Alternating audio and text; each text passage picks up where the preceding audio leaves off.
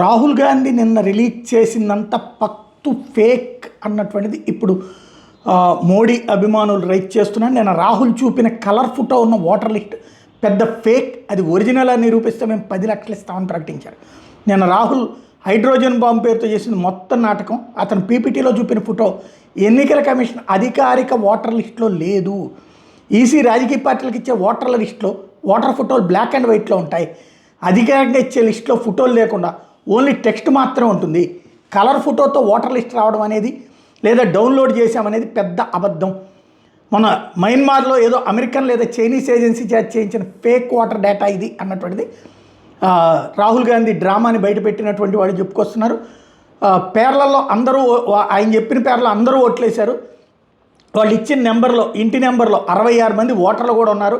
ఆ ఇంటి యజమాని స్వయంగా ధృవీకరించడం అన్నది ఇప్పుడు మరొక కీలకం, అది కూడా ఇప్పుడు బయటకు వచ్చినాయి. అట్లాగే ఇదంతా కూడా నేపాల్ నుంచినా లేకపోతే మరెక్కడి నుంచినో చేస్తున్నటువంటి, అంటే నేపాల్ తరహాలో జరపాలన్నటువంటి కుట్రే ఇదంతా అన్నది ప్రొజెక్ట్ చేస్తున్నారు.